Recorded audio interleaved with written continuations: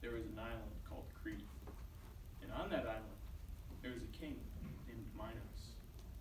He possessed a bull that was half bull, half man. It was called the Minotaur, and it fed on human beings. But his people didn't like that, so they didn't like him in turn.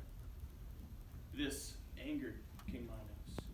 So what he needed was a way to imprison the Minotaur. So, luckily for King Minos, the world's greatest architect at the time, Daedalus, was exiled and was sent to Crete. King Minos took advantage of this fact and had him build a labyrinth for the Minotaur.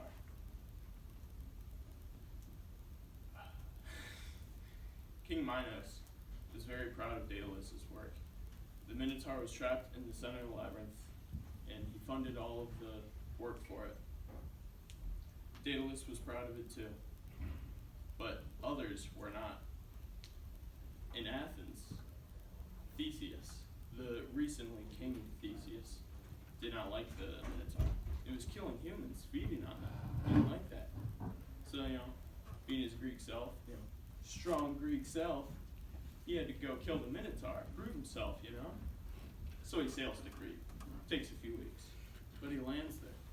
And instantly, he lays eyes on the most gorgeous woman available there, Ariadne, the daughter of King Minos. And so naturally, they fall in love. But Ariadne knows the dangers of the labyrinth there. She knows the dangers of the Minotaur. She doesn't want Theseus going in there risking his life. So she asks the architect, Daedalus, to help Theseus. So Daedalus obliges. He gives Theseus a wool of magic yarn to track his way through the labyrinth so he can backtrack when he gets to the center. So Theseus gracefully accepts it. Starts tracking his way, going right, left, straight, right, left, backtrack, go back, Eventually he finds the center. Kills the Minotaur, because he's strong. Follows the wool back, the yarn, the magic yarn. And he gets back, is reunited with Ariadne, and is the happiest man of his life. He's completed such a great feat. Now he gets to go back to his home in Athens, gets to be worshipped as a great king. But King Minos isn't happy about this. His Minotaur was slain and his daughter was stolen. He's not happy. And there's only one person to blame for this, Daedalus. So what does King Minos do? He imprisons Daedalus in the labyrinth, in the center, in the tower, with his son Icarus. Now Icarus is a young kid, naive, a little bit ignorant, but that's okay. Daedalus is going to teach him the ways of his architect, lifestyle, inventing lifestyle. So they're in the tower weeks after weeks, and they're just bored out of their minds. Eventually they start looking up, and they notice birds dropping feathers. Birds fly above like every morning.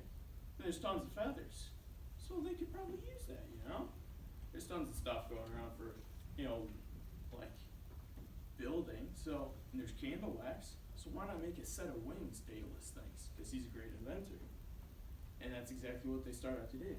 They start collecting their supplies, basic wood, nails, candle wax, tons of feathers, and they start flying.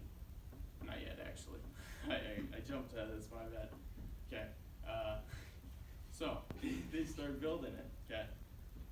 And it just takes a while. But Daedalus warns Icarus, when they finally do fly, you can't fly too low, because in the Aegean Sea, King Minos has ships, and they'll see him, and they'll just shoot him down with arrows. Can't do that. Can't fly too high either. The sun will melt the wax, feathers will fall off, and he'll just plummet to his death. So, Icarus being like the little kid, he's like, yeah, dad, I got it, I got it. He's just eager to start flying, So, day comes finally. They have enough feathers. They've got the, makeshift frames of the wings, got all the candle wax, and they put them on, right?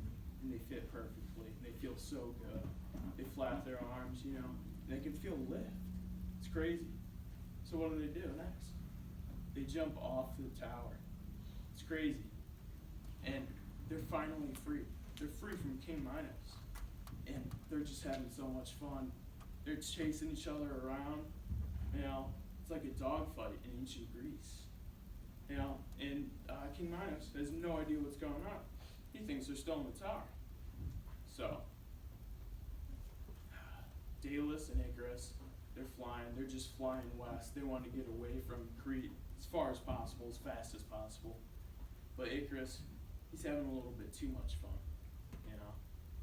See, he's diving too low. He's going too high. And eventually, he starts to think he's a god of Olympus himself. He thinks he can go higher than Olympus. He starts flying up and up and up and up. And then the wax starts to melt. And he slams down!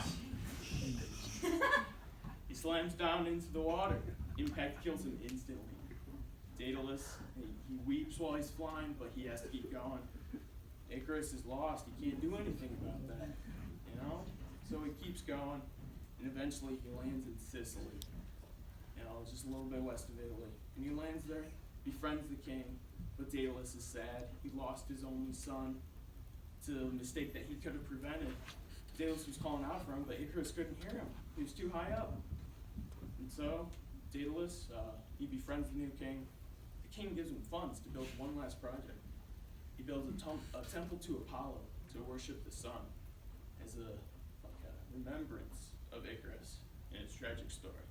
And he hangs up the wings there, and he never flies again. But that's not it, because there's a little bit more, actually.